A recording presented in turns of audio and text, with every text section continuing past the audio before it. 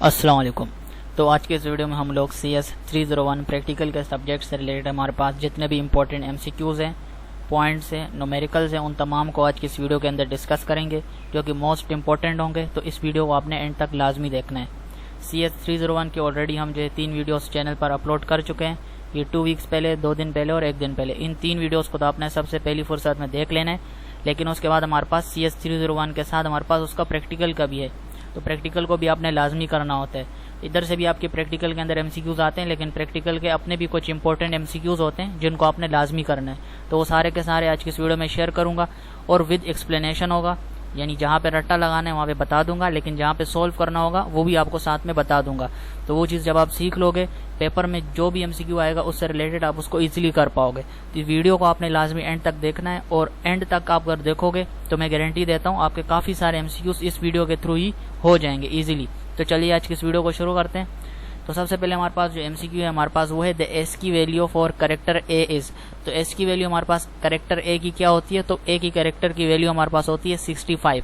अब B की पूछेंगे तो 65 के बाद 66, इसी तरह Z तक एक एक वैल्यू आपने आगे बढ़ाते जाना है। तो S की वैल्यू करेक्टर A की कितनी होती है 65, तो B की कितनी होगी 66 होगी, C की कितनी होगी 67 होगी।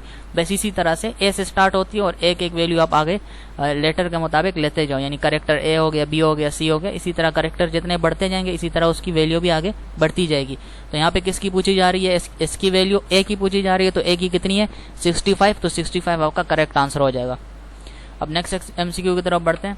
तो नेक्स्ट MCQ हमारे पास है a binary tree will not be considered an AVL tree. सही है, अब एक बाइनरी ट्री है वो कंसिडर नहीं होगा AVL tree if the difference between left and right sub tree of each note is not more than. तो आपने याद रखना है कि एवियल ट्री के अंदर हमारे पास ये 3 चीजें होनी चाहिए, ये 3 वैल्यूज, 3 चीजें नहीं 3 वैल्यूज होनी चाहिए, जो कि है 1, -1 या फिर होना चाहिए 0, तो तभी वो बैलेंस होगा, अदरवाइज बैलेंस नहीं होगा। तो वो क्या होना चाहिए, -1 तो 0 से भी पीछे चला गया, 0 है, फिर -1 है, 1 है, तो यानी 1 हमारे पास एक पॉजिटिव में है, 0 के बाद 1 आ गया, तो 1 से ग्रेटर नहीं होना चाहिए, नॉट मोर देन 1 से ज्यादा नहीं होना चाहिए। अगर वो 2 है तो गलत है, सही है, 3 है तो गलत है, अगर 0 है तो फिर भी हमारे पास गलत है, क्योंकि 0 से आगे और कौन है, 1 भी है, तो 0 फिर 1 आता है, तो 0 और 1 तो ऑलरेडी हमारे पास इंक्लूडेड है, लेकिन हमारे पास किससे ज्यादा नहीं होना चाहिए, 1 से। तो 1 यहाँ पे ऑलरेडी मौजूद है, तो आपने 1 पे क्लिक कर देना है, क्योंकि 1 हमारे पास यहाँ पर हाईएस्ट है, तो हाईएस्ट को हम लेके चलेंगे, लोवेस्ट को नहीं लेके चलेंगे, क्योंकि इससे ज्यादा नहीं होना चाहिए। 0, 1 तो इंक्लूडेड है, तो हाईएस्ट किससे ज्यादा नहीं होना चाहिए, तो 1 से ज्यादा नहीं होना चाहिए। समझ आ गई ये चीज, बस यही समझाना चाह रहा था इस चीज में। नेक्स्ट MCQ की तरफ बढ़ते हैं।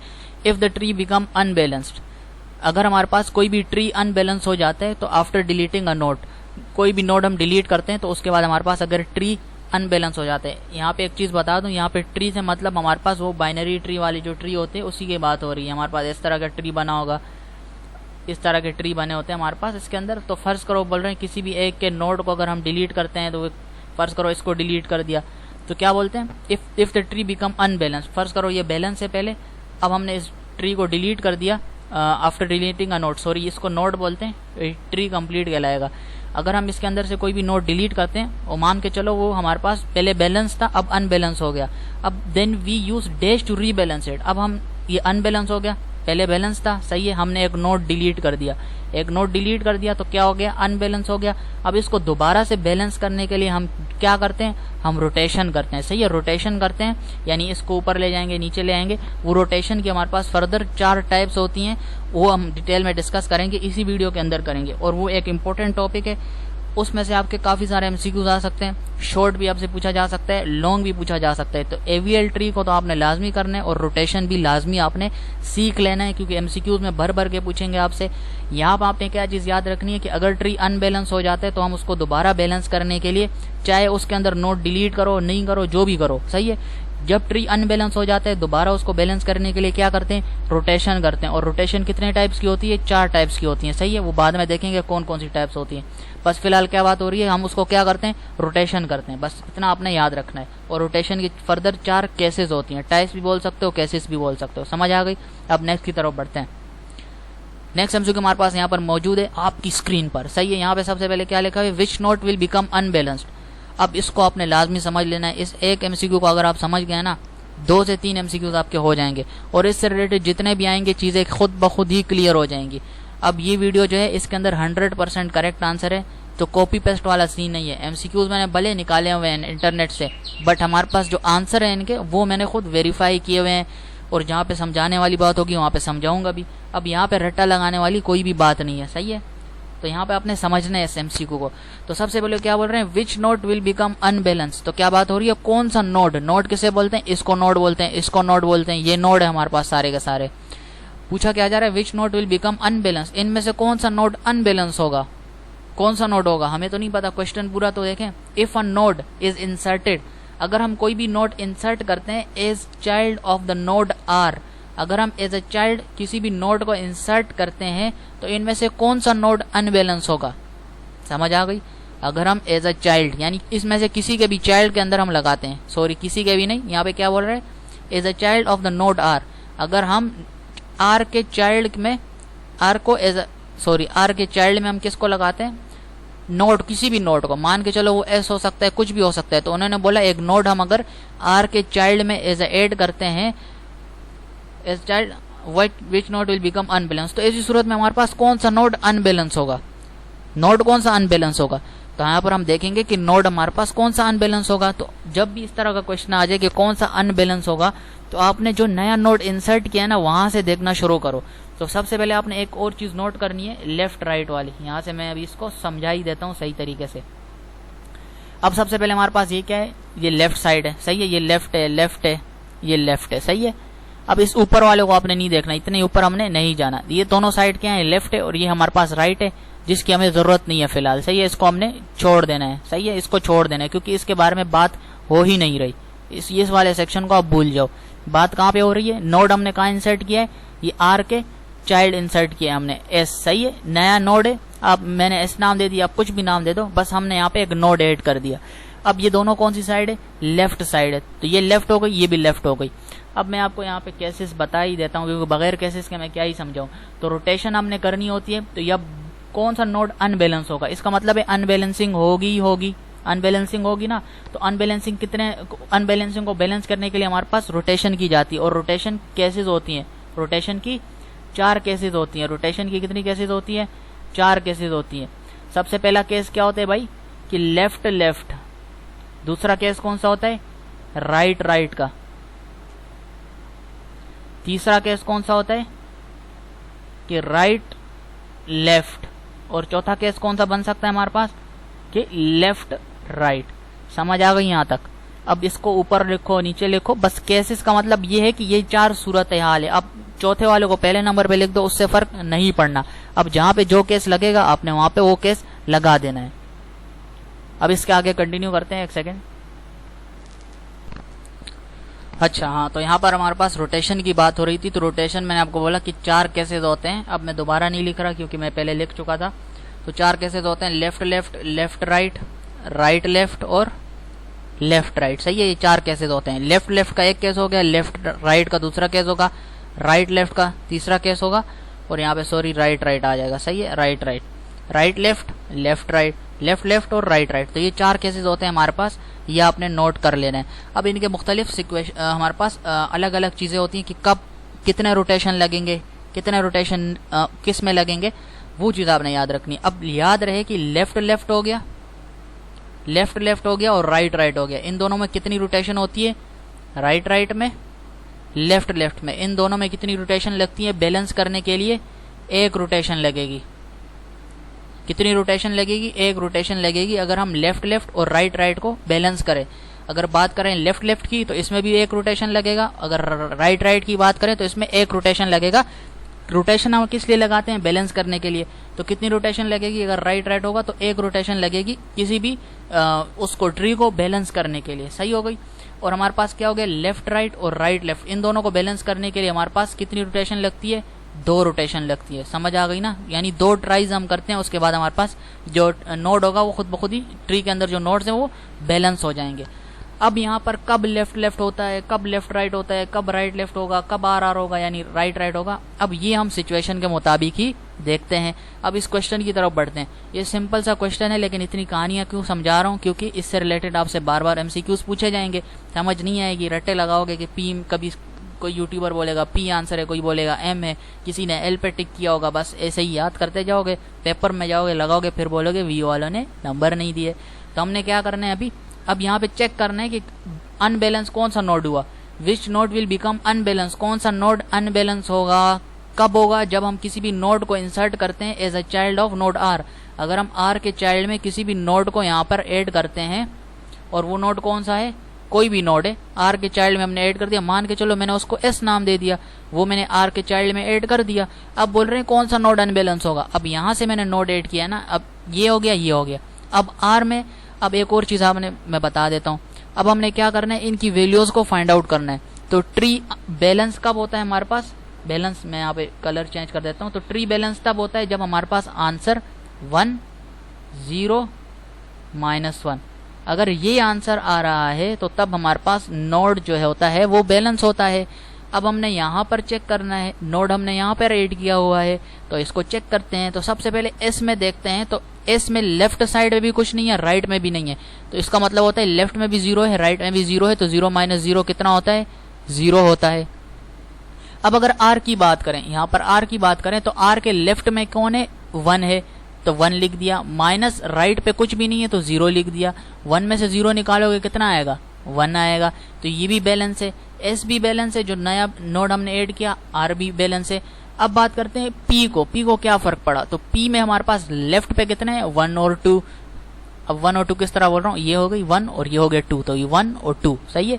पी के लेफ्ट में कितने हो गए, 2, राइट में पी का कोई भी नहीं है तो 0 लगा देंगे। 2 - 0 कितना होता है, 2 होता है। तो अब आंसर आ गया 2, लेकिन हमारे पास अगर बैलेंस करना है हमने, तो बैलेंसिंग के लिए हमारे पास 1 0 और -1 से ज्यादा कुछ भी ना हो, या तो ये हो या फिर नहीं हो। अगर नहीं है तो वो अनबैलेंस होगा। तो यहाँ पे कौन अनबैलेंस हुआ, पी हमारे पास अनबैलेंस हो गया। और इससे ऊपर अगर बात की जाए, पहले तो आपने यहाँ पे रुक जाना है। तो बैलेंसिंग का रूल ही यही होता है कि जहाँ पे एरर आए तो वहीं से ही पहले उस एरर को फिक्स करो, बाद में उसके ऊपर जाओ। लेकिन अगर हम चले, मान के चले ऊपर चले भी जाते हैं, तो 1 2 3 हो गया, यानी एल का अगर निकाले तो ये क्या हो गया, 1 2 3, लेफ्ट पे कितने हैं, 3, 3 में से राइट के माइनस करो 1 और 2, तो 3 - 2 कितना हो गया, 3 में से 2 निकालो कितना होता है, 1 होता है। तो ये एल भी हमारे पास बैलेंस है। कौन अनबैलेंस है हमारे पास, सिर्फ और सिर्फ पी अनबैलेंस है फिलहाल।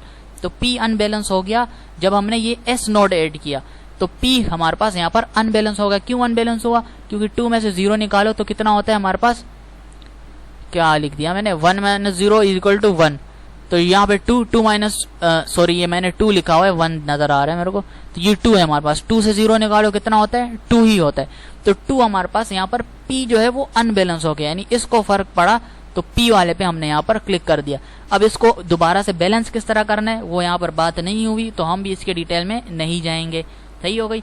अब L लेफ्ट को किस तरह बैलेंस करते हैं, लेफ्ट राइट को। अब यहाँ पर कौन सी सिचुएशन हो रही है हमारे पास, लेफ्ट की सिचुएशन आ रही है, लेफ्ट की आ रही है।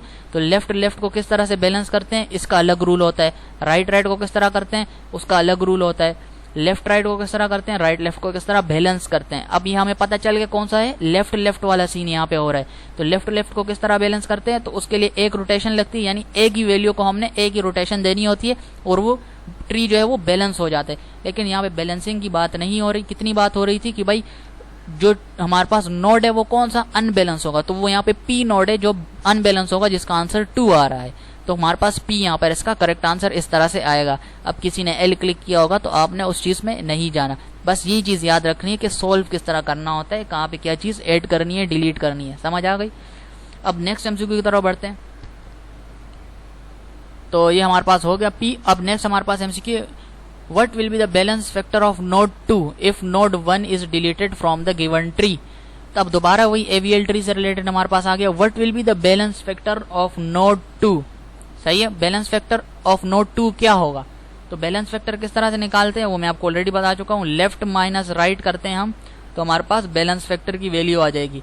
वैल्यू कुछ भी हो सकती है, बस हमने ये चीज याद रखनी है कि 0 होगी, 1 होगी या फिर -1 होगी, तो क्या कहलाएगा, बैलेंस कहलाएगा। इसके अलावा नहीं होगी तो अनबैलेंस कहलाएगा। तो उसकी वैल्यू जो भी होगी वो हमने लिख देनी है। हमें सिर्फ और सिर्फ वैल्यू यहाँ पे निकालनी है। What will be the balance factor of node 2, node 2 का बैलेंस फैक्टर क्या होगा, यानी हमने इसका बैलेंस फैक्टर फाइंड आउट करना है। तो 2 के लिए फाइंड आउट करना है, तो 2 के लेफ्ट पे क्या है, एक हमारे पास नोड आ रहा है, तो मैं लिख दूंगा लेफ्ट साइड पे 1, बीच में माइनस का साइन आता है। राइट में कितने नोड है, एक नोड है, तो 1 - 1 कितना होता है, 0। सही है, 0 आ गया। What will be the balance factor of node 2 if node 1 is deleted from the given tree. अच्छा, तो यहाँ पे हमने बैलेंस फैक्टर नोड 2 का तो निकाल दिया, लेकिन बात क्या हो रही है, हमें बोल रहे हैं कि अगर हम पहले इसका बैलेंस फैक्टर कितना है, 0 है, लेकिन अब क्या बोल रहे हैं आगे, अब इस कंप्लीट सेंटेंस को देखो, if node 1 is deleted from the given tree. भाई अगर हम इस 1 को डिलीट करते हैं तो इसका बैलेंस फैक्टर फिर कितना होगा,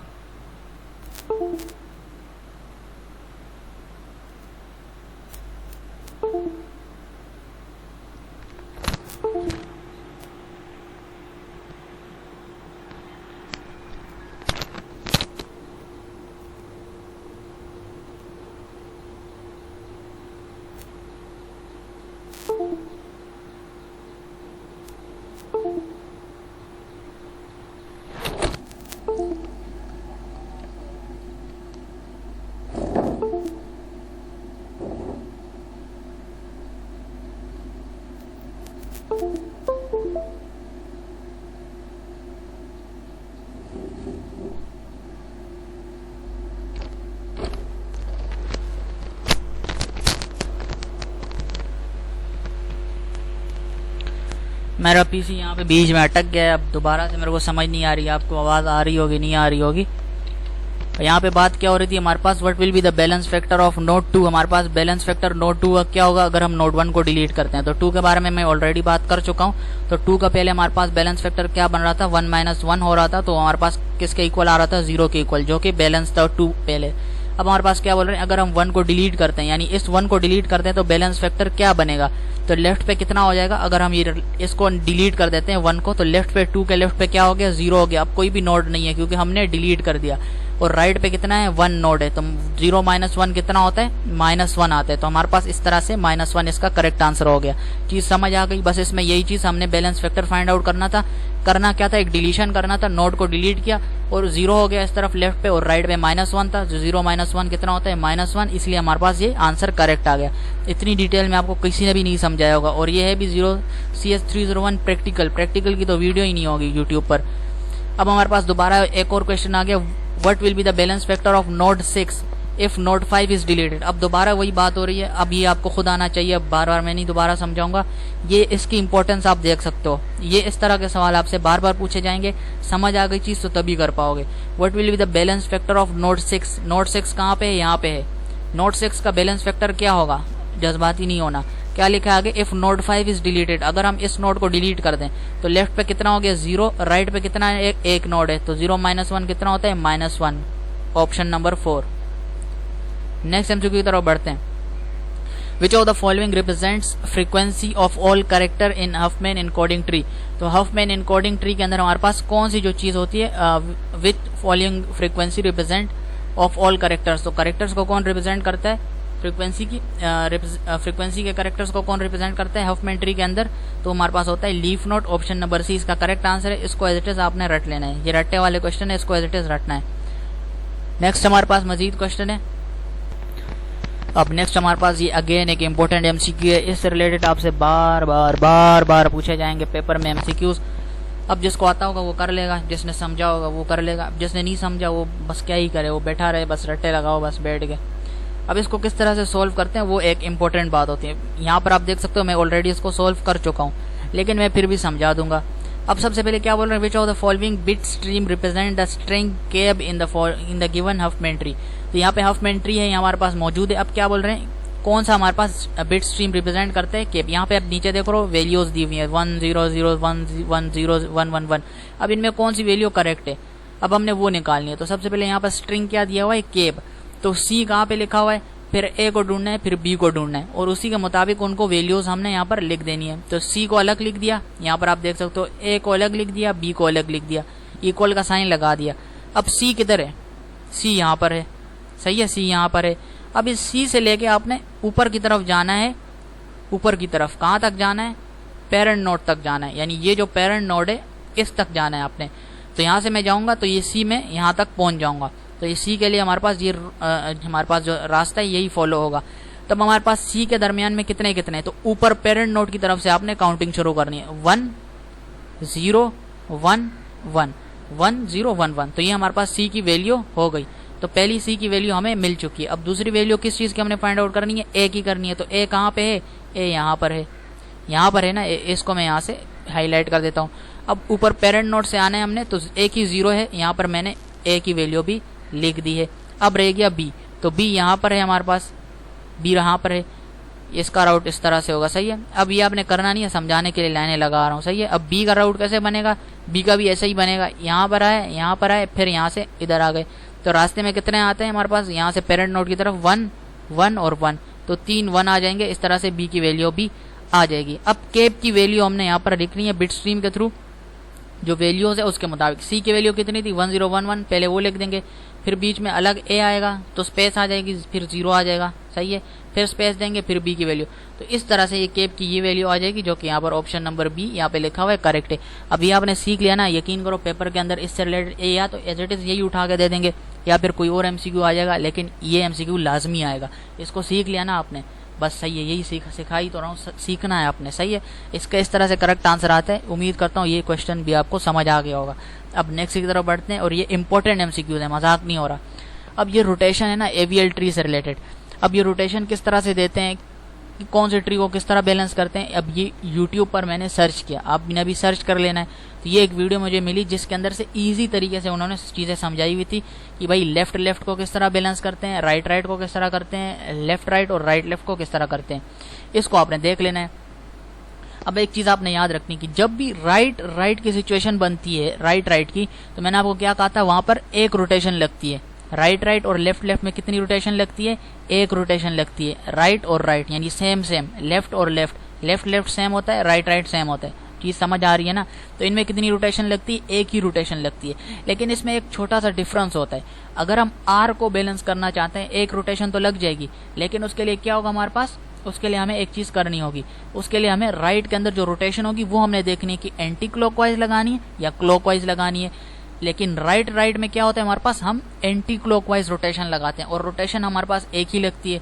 तो एंटी क्लॉकवाइज किस तरह से होती है, अब जैसे यहाँ पे ये एक ट्री, जो भाई हमारे पास जिन्होंने ये वीडियो बनाई है, उन्होंने क्या किया, 8 9 10 लिया हुआ है। अब ये अनबैलेंस है। अनबैलेंस किस तरह से, यहाँ पे लेफ्ट साइड पे 8 का अगर मैं निकालता हूँ तो लेफ्ट साइड पे कितना हो गया, 0, और बीच में माइनस का साइन आ गया। तो 1 और 2 दो रूट्स हैं हमारे पास, नोड्स हैं। तो 0 - 2 कितना होता है, -2, और -2 हमारे पास बैलेंसिंग में नहीं आता। 1 -1 और 0 आता है। तो अब हमने इसको बैलेंस करना होता है। अब हमारे पास ये राइट वाला सीन बन रहा है ना, तो हमने क्या करना है, इसको एंटी क्लॉकवाइज घुमाना है। एंटी क्लॉकवाइज किस तरह से होगा, अब यहाँ पे 9 के ऊपर आपने अपना यहाँ पर मान के चलो पॉइंट रख दिया। अब यहाँ से आपने अपना क्लॉक बना लिया, सही है, इस तरह से। अब इसको आपने एंटी क्लॉकवाइज यानी नीचे की तरफ घुमा देना है, सही है। अब नीचे की तरफ घुमाओगे तो 8 नीचे आके 10 की साइड पे आ जाएगा, यानी ये 8 ऊपर से नीचे आ जाएगा। ये 9 को आपने नीचे किया, 8 को नीचे गिरा दिया, 10 सामने आ जाएगा, और 9 जो भाई साहब है वो ऊपर आ जाएंगे। तो इस तरह से ये हमारे पास बैलेंस हो जाएगा। अब आप देखो 1 - 1 0 बैलेंस है, और ये तो ऑलरेडी 0 - 0 हो जाएगा, 0 - 0 तो 0 ही आएगा। तो अब ये बैलेंस हो गया। तो जब भी राइट वाली सिचुएशन होगी तो ये हम चीज़ करेंगे एंटी क्लॉकवाइज। राइट में सिर्फ और सिर्फ एक रोटेशन देते हैं, और वो हमारे पास हमने एक रोटेशन दी एंटी क्लॉकवाइज। एंटी का मतलब होता है कि लेफ्ट की तरफ घुमा दिया, ऊपर की तरफ जिसको हमने यहाँ से घुमाया, यानी ये 9 पे हमने पॉइंट किया, इससे हमने इसको नीचे किया इस तरफ, और ये हमारे पास एंटी क्लॉकवाइज इस तरह से हमने एक रोटेशन दी राइट को। ये बैलेंस हो गया। समझ आ गई, नहीं आई तो आ जाएगी, थोड़ी हमने कोशिश करनी है, इंशाल्लाह आ जाएगी। अब हमारे पास नेक्स्ट कौन सा, ये लेफ्ट वाली सिचुएशन बन रही है। ये राइट वाली थी, ये लेफ्ट वाली। तो जब भी इस तरह की सिचुएशन बने, जब हमने लेफ्ट वाले को बैलेंस करना होता है, सबसे पहले देख लेते हैं कि बैलेंस है या अनबैलेंस है। तो अनबैलेंस है, किस तरह अनबैलेंस है, 1 और 1 कितना हो गया, 2 हो गया। 2 नोट यहाँ पर है, 2 - 0 हो गया, तो आंसर क्या आएगा, 2 आएगा। तो ये कौन सी सिचुएशन बन रही है हमारे पास, लेफ्ट की बन रही है। अब याद रहे, जब आपने लेफ्ट को बैलेंस करना होता है, लेफ्ट को जब बैलेंस करना होता है तो क्लॉकवाइज रोटेशन होती है। तो ये 9 पे हमने पॉइंट कर देना है, ऊपर की तरफ जाना है, घड़ी बनानी है। अब इसको इस तरफ करना है क्लॉकवाइज। क्लॉक आपने देखा होगा हमेशा किस तरफ मूव करता है, अब मान के चलो 12 पे है, सही है, 12 पे सुई है, एक की तरफ जाएगी, सही है, इस तरह से याद रखो। तो 9 में आपने 10 पॉइंट आउट किया, तो 9 से हमने इसको खींचा तो नीचे आ जाएगा, तो 9 ऊपर आ जाएगा, 9 ऊपर आ जाएगा, लेफ्ट पे कितना आएगा 8 आएगा, और राइट पे कितना आएगा 10 आएगा। तो ये लेफ्ट में भी हमारे पास एक रोटेशन होती है, लेकिन रोटेशन कौन सी होती है, क्लॉकवाइज होती है। क्लॉकवाइज कौन सी होती है हमारे पास, जो राइट तरफ होगी, और एंटी क्लॉकवाइज कौन सी होती है, जो कि लेफ्ट साइड पे होगी। समझ आ गई ना चीज, ये चीज आपने याद रख लेनी है। यहाँ तक क्लियर होगी चीज। अब नेक्स्ट की तरफ बढ़ते हैं। लेफ्ट लेफ्ट भी हो गया, राइट राइट भी हो गया, अब कौन सा होगा, लेफ्ट राइट होगा। यहाँ पे कौन सा लिखा हुआ है इन्होंने पहले, यहाँ पे पहले राइट लेफ्ट आ रहा है, सही है, तो राइट लेफ्ट यहाँ पे लिख देता हूँ मैं, राइट लेफ्ट। तो यहाँ पर अब राइट लेफ्ट की बात हो रही है। राइट लेफ्ट किस तरह से, यहाँ पर भाई ने एग्जांपल दिया हुआ है कि हमारे पास ये एक मान के चलो रूट नोट हो गया। अब उसके अंदर हमारे पास ये आ गया 12 आ गया, फिर इसके अंदर ये राइट पे है, ये 10 का जो पेरेंट 10 का जो नोड है हमारे पास, चाइल्ड नोड, वो है राइट की तरफ, और फिर जो 12 है उसका चाइल्ड नोड हमारे पास लेफ्ट की तरफ है। तो ये क्या हो गया हमारे पास, राइट लेफ्ट सिचुएशन हो गई।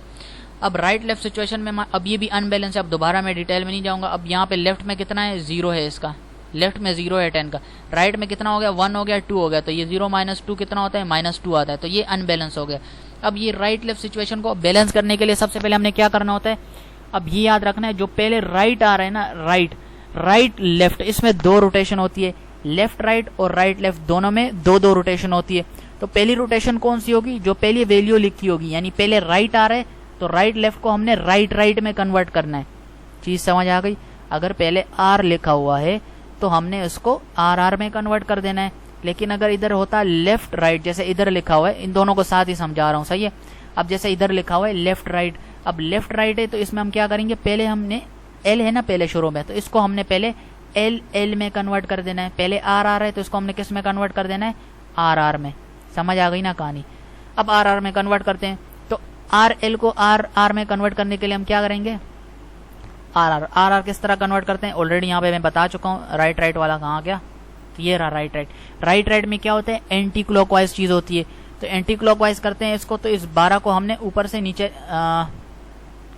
सॉरी यहाँ पर राइट लेफ्ट है हमारे पास, यहाँ पे भाई ने लिखा हुआ भी है राइट लेफ्ट है, राइट है, राइट लेफ्ट, राइट। तो राइट लेफ्ट को हमने किस में कन्वर्ट करना है, आर में। यहाँ तक तो चीज क्लियर हो गई। अब यहाँ पे इन्होंने ट्री यहाँ पे बनाया हुआ है 10, 11, 12, तो एंटी क्लॉकवाइज हमने इसको घुमाना है, तो इसको हाँ, तो सबसे पहले हमने इसको आर में कन्वर्ट करना है। तो आर में कन्वर्ट करने के लिए आपने क्या करना है ना, अब ये 12 जो है वो ऑलरेडी राइट साइड पे मौजूद है, सही है। 11 को भी हमने राइट साइड की तरफ लेके आना है। अब राइट साइड की तरफ लेकर आने में हम क्या करेंगे, अब इसको जो है ना आपने, ये 11 जो है ना, इसको आपने इसकी जगह पे लेके चले जाना है, और 12 को यहाँ पे नीचे लेके चले जाना है। समझ आ रही है ना चीज। इसको ऐसे घुमाना है आपने, यहाँ से घुमाओगे इसको ऐसे, सही है, ऐसे समझ रहे हो ना, ऐसे। अब ये 12 नीचे आ जाएगा, 11 यहाँ पे चिपक जाएगा, जैसे यहाँ पर आप देख सकते हो। ये अब मैं यहाँ पे घुमा नहीं सकता ना, इस तरह से आपने इसको समझ लेना है, सही है, ये पॉइंटर समझ लेना है। अब इसको आपने ऊपर की तरफ घुमा देना है। अब ये 12 नीचे आ जाएगा इधर, और ये 11 ऊपर आके यहाँ पे 12 की जगह चिपक जाएगा। तो 12 नीचे आ गया, 11 बीच में आ गया। तो ये कौन सी कंडीशन हो गई, राइट में कन्वर्ट कर दिया। अब राइट को हमने किस तरह से करना होता है, अब राइट को किस तरह करना होता है, अब वो मैं आपको बता देता हूँ। तो राइट को किस तरह करते हैं, एंटी क्लॉकवाइज। तो एंटी क्लॉकवाइज किस तरह होता है हमारे पास, यहाँ पे देख लो यार, ये देख लो, इस तरफ होता है, इस तरफ जो हम घुमाते हैं वो एंटी क्लॉकवाइज होता है, एंटी क्लॉकवाइज। तब इसको एंटी क्लॉकवाइज घुमाया, तो 11 से इसको एंटी क्लॉकवाइज घुमाएंगे तो 10 नीचे आ जाएगा, और 12 इसके सामने आ जाएगा, और 11 ऊपर चला जाएगा। अब कैसे जाएगा वो डिटेल में खुद देख लो। अब इसको मैं खींचता जाऊंगा, आपको समझ नहीं आएगी, सही है।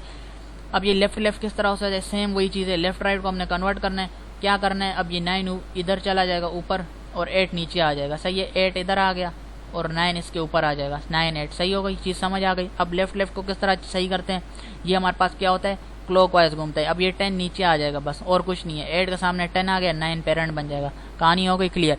अब ये होती है रोटेशन, इससे डिटेल में मैं नहीं समझा सकता, सही है, समझ नहीं आएगी दोबारा देख लेना, कहीं ना कहीं समझ आ जाएगी आपको चीज़, सही है। ये होती है। अब इस पिक्चर को आप देख सकते हो, ये पिक्चर इसीलिए मैंने यहाँ पे लगाई हुई है। अब नेक्स्ट की तरफ बढ़ते हैं। अब नेक्स्ट हमारे पास क्या है, how many rotation will be made if a node is inserted as left child of the node R in the given tree. अब ये हमारे पास आपसे अब चीजें पूछी जा रही है, रोटेशन आपने सीख लिया ना। अब आपसे पूछा जा रहा है कि भाई बताओ कितनी रोटेशन लगेगी इस नोड को इंसर्ट, अगर हम इस नोड को इंसर्ट करते हैं as left child of the node R, इसको समझना है फिर से। तो आपने पिछले जो भी सीखा अब वो यहाँ पे आपने इम्प्लीमेंट करना है।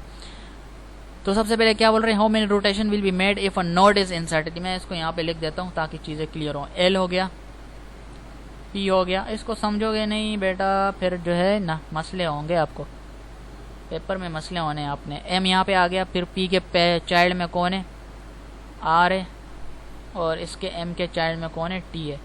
ये सारे लेफ्ट साइड पे हैं, ये सारे राइट साइड पे हैं। चीज़ें यहाँ तक क्लियर हो गई। अब क्या बोल रहे हैं, हाउ मेनी रोटेशन, कितनी रोटेशन लगेगी। और रोटेशन के 4 केसेस होते हैं, चारों केसेस देखेंगे कि कौन सा अप्लाई होगा। तो जो अप्लाई होगा उसी के मुताबिक हम बता सकते हैं कि कितनी रोटेशन लगेगी। If a node is inserted, लेकिन यहाँ पर हमने एक और नोड इंसर्ट करना है as left child of the node R, यानी आर के लेफ्ट में हमने एक और ऐड कर दिया। मान के चलो ऐसे ऐड कर दिया, एक नोड ऐड करना है आर के लेफ्ट में, तो आर का लेफ्ट यहाँ पे बनेगा, राइट यहाँ पे बनेगा, तो लेफ्ट में मैंने एस ऐड कर दिया। तो कितनी रोटेशन लगेगी अगर हमारे पास, how many rotation will be made if a node is inserted as left child. तो उससे पहले हम देख लेते हैं कि क्या ट्री बैलेंस था। सही है, ट्री बैलेंस था क्या, पहले देख लेते हैं ट्री बैलेंस था। तो देखते हैं।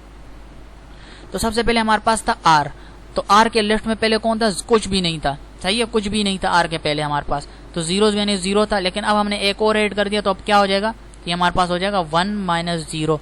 1 - 0 करेंगे, क्या आंसर आएगा, 1 आएगा। अब पी की अगर बात करें तो पी के लेफ्ट पे कितने हैं, 2 है, तो 2 - 0 कितना हो जाएगा, 2 हो जाएगा। अब गड़बड़ किस में आ गई, पी हमारे पास अनबैलेंस हो गया है। अब एल की अगर बात करें तो एल में हमारे पास लेफ्ट पे कितने हैं, 3 है, 3 माइनस, और राइट में कितने हैं, 2 है, 3 - 2 करेंगे, आंसर कितना आएगा, 1। तो एल हमारे पास बैलेंस है। अब हमारे पास एम की अगर बात करें तो लेफ्ट पे 0 है, 0 - 1 करेंगे तो कितना आएगा, -1 आएगा, तो बैलेंस है। अब टी के लेफ्ट राइट पे कुछ नहीं है तो 0 आ जाएगा, एस में भी नहीं है तो 0 आ जाएगा। अनबैलेंस कौन हुआ है, ये हुआ है, तो पी। तो रोटेशन की जरूरत किसको होगी, पी को होगी। अब पी के ऊपर हमने रोटेशन लगानी है। अब कौन सी रोटेशन लगेगी वो आपने भाई साहब देख लेना है। अब हमने देखना है इसके ऊपर कौन सी रोटेशन हमने लगानी है। अब पी यहाँ पर मौजूद है, सही है। अब ये सिचुएशन कौन सी होगी, लेफ्ट और लेफ्ट, लेफ्ट और लेफ्ट की होगी। अब हमने इसको बैलेंस करना है। अब पी को सबसे पहले हमारे पास ये क्या है, लेफ्ट लेफ्ट है, तो कितनी रोटेशन लगेगी, लेफ्ट लेफ्ट में हमारे पास 1 रोटेशन लगती है। और लेफ्ट लेफ्ट में हम क्या करते हैं, क्लॉकवाइज घुमाते हैं। सही है, क्लॉकवाइज, क्लॉकवाइज घुमाते हैं। किस तरह से घुमाते हैं, अब ये इस तरह से होती है हमारे पास सुई, मान के चलो इसको हमने इस तरह से घुमाना होता है।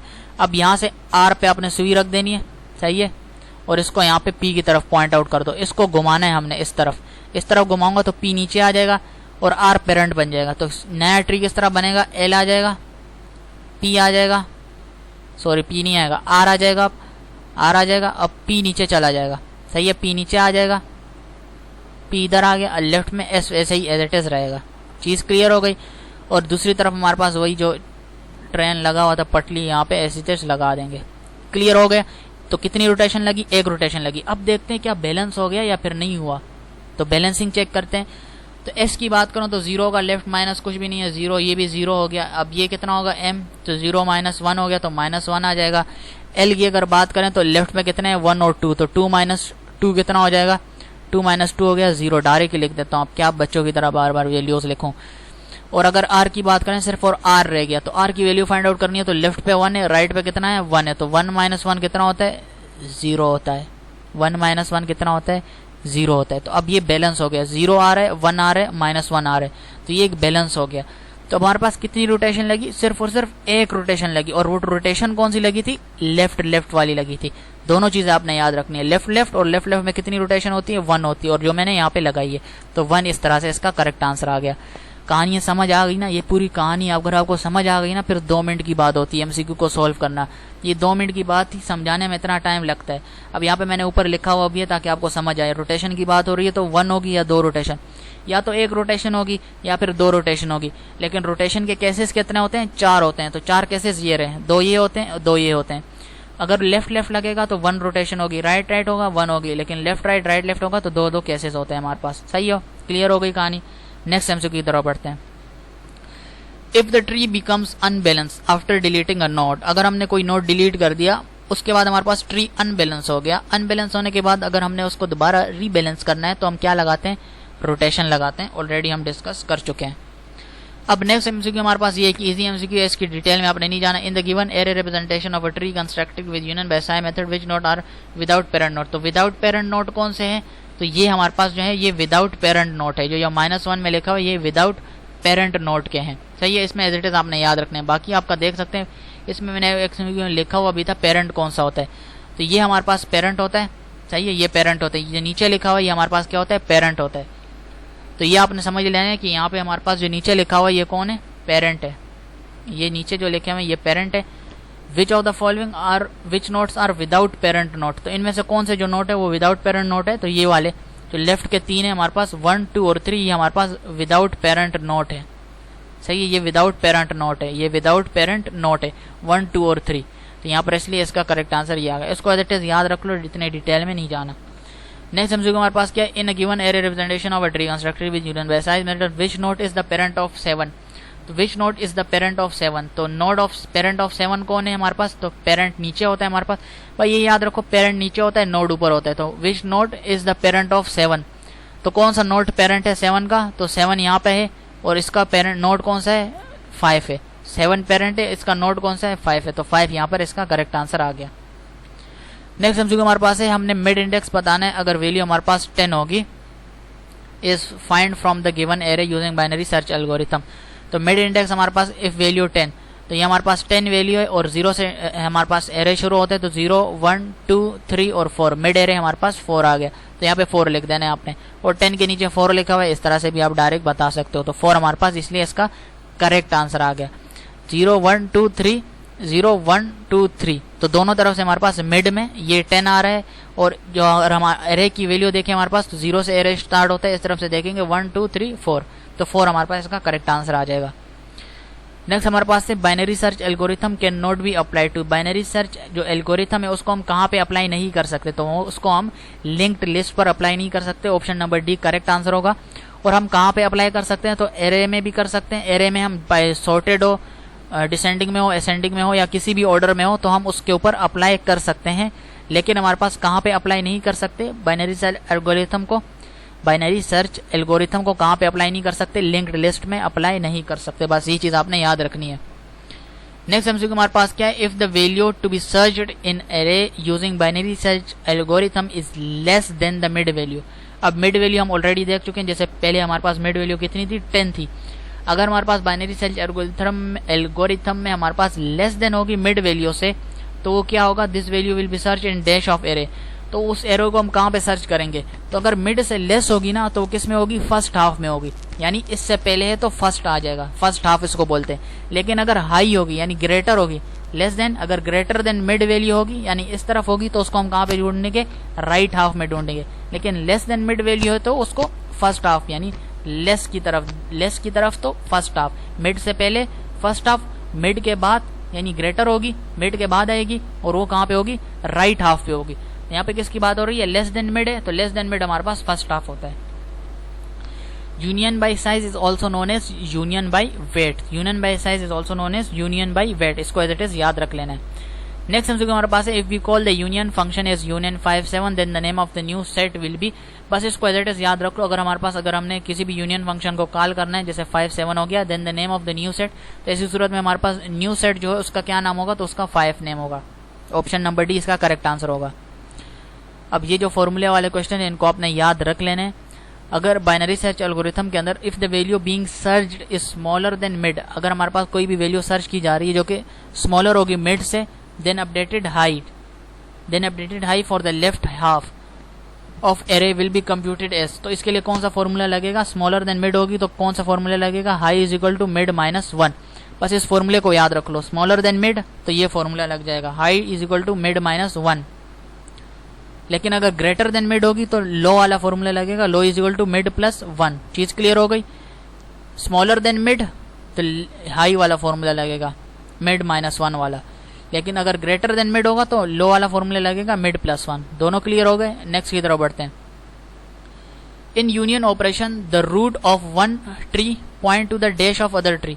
यूनियन ऑपरेशन के अंदर हमारे पास रूट, वन ट्री का रूट जो है वो पॉइंट करते हैं दूसरे ट्री के रूट नोड को, यानी वन ट्री का जो नोड यूनियन ऑपरेशन के अंदर रूट, एक ट्री का जो रूट नोड है हमारे पास वो दूसरे ट्री के रूट नोड की तरफ हमारे पास वो करता है, पॉइंट करता है।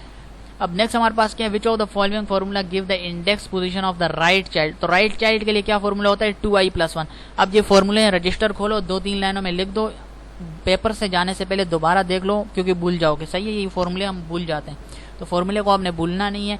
और वी वाले क्या करते हैं, जब एक जगह पे घुस जाते हैं ना, वहां से 3 से 4 MCQs देते हैं। अब भले आपको आए तो आपकी ईद हो गई, लेकिन अगर आपको नहीं आता एक भी तो आपकी जो है वहां पर सही में आपका मातम मच जाता है। सही है, मातम नहीं करना आपने चीज़ों को समझ लेना है। तो चीज़ों को समझ लो, फॉर्मूले आप भूल जाओगे, हर कोई भूल जाता है क्योंकि हम उसको रट्टा लगाते हैं। तो रट्टा लगाओगे तो 2i+1 है, -1 है, होते तो ईजी हैं। अब प्लस किस में लगाना है, माइनस किस में लगाना है, मल्टीप्लाई कब लगाना है, वो चीज़ आपने याद रखनी होती है।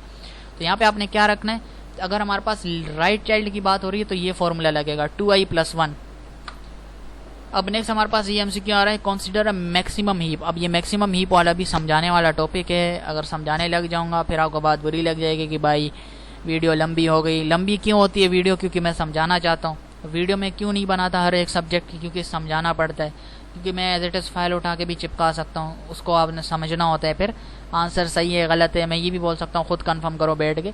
इसके अंदर जो भी चीज़ें बता रहा हूँ मैं सोल्व करके दिखा रहा हूँ, तो खुद से थोड़ी सोल्व करूँगा, वो पैटर्न होता है तभी तो सोल्व करता हूँ। अब मैं इसको समझाना चाह रहा हूँ, लेकिन उससे पहले हम जाते हैं बाकी MCQs को देख के, फिर इसको एंड में समझा दूंगा। सही है, ताकि जिसको देखना है वो देख ले। फिर तो इसमें से राइट चाइल्ड के लिए कौन सा फॉर्मूला था, 2i+1। इसी तरह इसके एक और MCQ भी था, small binary tree in which a property tree has the value h at node is least as small as the value. अब इसमें अपने एक चीज़ याद रखनी है, अगर हमारे पास least as small as the value in its children, तो अगर चिल्ड्रन में हमारे पास वैल्यू स्मॉल होगी, as the value in its children are called as, तो least as small as the value in its children, तो चिल्ड्रन के अंदर हमारे पास अगर वैल्यू स्मॉल होगी तो हमारे पास को क्या कहलाता है, मिनिमम हीप कहलाता है। और नेक्स्ट हमारे पास क्या है, लेफ्ट चाइल्ड की बात हो रही है तो 2 × 1, लेफ्ट चाइल्ड की बात होगी तो 2 × 1, राइट चाइल्ड की बात होगी तो क्या होगा 2i+1, राइट चाइल्ड की बात होगी तो 2i+1, लेफ्ट चाइल्ड की बात होगी तो हमारे पास क्या होगा 2 × 1। सही है, शाना नहीं बनना, -1 नहीं लगा देना, × 1 होगा, ये चीज़ आपने याद रखनी है। अब नेक्स्ट हमारे पास क्या है, consider the maximum heap represented by the following array which of the following is the parent node. अब इसको भी बाद में देखेंगे। सही है, अब ये इसकी बात करते हैं। अब जो सिंपल है वो मैं पहले बता देता हूँ, जिनको जल्दी होती है ना वो बोलते हैं कि भाई 40 मिनट की वीडियो मैंने नहीं देखनी, नहीं देखो फिर। Which is the encoding of character C. अब करेक्टर सी को आपने ढूंढ लेना है, ये रहा करेक्टर सी। अब इसकी क्या हम आप बोल रहे हैं कि करेक्टर सी की हाफमैन इनकोडिंग ट्री के अंदर ये जो है वैल्यू कितनी होगी, तो सी से ऊपर आप जाओगे यूं और पेरेंट नोड तक जाओगे, यानी ये जो रूट नोड होता है इस तक, तो अब यहाँ तक चलेगा, ये पाथ बन गया। अब यहाँ से पेरेंट नोड की तरफ से हम गिनते हैं तो 0 और 1, तो 0 1 हमारे पास सी की वैल्यू कितनी है 0 1, तो 0 1 इसका आंसर है। यहाँ पे ऑप्शन में नहीं दिखा सकता क्योंकि ये क्वेश्चन काफ़ी बड़ा है तो एक स्क्रीन पे नहीं आ सकता, तो 0 1 वाले ऑप्शन पर आपने क्लिक कर देना है। इस तरह से मान के चलो आपसे बोलें कि ए की वैल्यू क्या होगी, तो ए की वैल्यू क्या होगी, यहाँ से जाओगे ऊपर की तरफ यू, तो 1 और 1, तो यानी 1 1 होगी ए की वैल्यू। तो इस तरह से आप किसी भी की वैल्यू निकाल सकते हो। अगर बी की पूछे तो बी की क्या होगी, तो इस तरह ऊपर जाओ फिर यहाँ पे जाओ, तो 1 और 0, बी की वैल्यू कितनी होगी 1 और 0। तो इस तरह से आप जो है वो काउंट करते हो ये हाफमैन इनकोडिंग के अंदर। बस यही थे MCQs हमारे पास भाई, खत्म हो गए। अब ये थंबनेल है वीडियो का, अब उनको देखते हैं मैक्स हीप वाले। पहले इसको देख लेते हैं, ये भाई साहब आ गए। अभी ये ट्री बनाई हुई है, सही है, ये रट्टे नहीं लगा रहा आपसे कि ये भाई ये समझ लो, खुद कर लो, ये कर लो, वो कर लो, ये वाली बात नहीं है। समझा के करा के कर रहा हूँ, वीडियो तभी तो लंबी हो रही है, समझा भी तो रहा हूँ ना, समझ क्यों नहीं रहे भाई। मैक्सिमम हीप को हमने कंसिडर करना है, एक बात क्लियर हो गई। मिनिमम हीप का तरीका मैं ऑलरेडी बता चुका हूँ, उससे आसान तरीका भाई कोई भी नहीं बताएगा आपको, पूरे इंटरनेट पे नहीं होगी इस तरह रिलेटेड मिनिमम हीप को फाइंड आउट करना। उसके लिए आपने ट्री भी नहीं बनाना। मिनिमम हीप के लिए जो तरीका बताया था मैंने पिछली वीडियो के अंदर, उस मेथड के थ्रू आपको कोई भी इस तरह का ट्री नहीं बनाना। ये ट्री किसके लिए बनाना है, मैक्सिमम हीप के लिए बनाना है। मैक्सिमम हीप के लिए आपने ये ट्री बनाना होता है। मिनिमम हीप का तो मैंने आपने यही बैठे बैठे ही बता दिया, इसको इधर घुमाओ फिर इसको यहाँ से इधर घुमाओ, कब घुमाना है कब नहीं घुमाना, किस तरह वैल्यू लिखनी है। मिनिमम हीप को तो मैंने आपको सिंपल तरीके से समझा दिया। अब मैक्सिमम हीप की बात हो रही है तो मैक्सिमम के लिए हमने ट्री को पूरा ड्रॉ करना होता है। मैक्सिमम हीप में मेरे भाई क्या करना होता है, which of the following is the parent node of 14।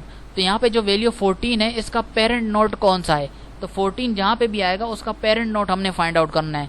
तो पेरेंट नोड यहाँ पे जैसे यहाँ पे 14 यहाँ पर आ गया तो इसका पेरेंट नोड 20 है। लेकिन ये कब पता चलेगा मेरे भाई, तब पता चलेगा जब आपको ये ट्री ड्रॉ करना आता होगा। तो ट्री किस तरह से ड्रॉ करते हैं वो मैं आपको बता देता हूँ। तो मैक्सिमम हीप की अगर बात हो रही है तो मैक्सिमम हीप में सबसे पहले आपने जो हाईएस्ट वैल्यूज है उनको पहले लिखना होता है। तो सबसे पहले हाईएस्ट वैल्यू कौन सी, यहाँ पर हमारे पास 50 है, तो 50 को हमने लिख दिया, 50 हो गया।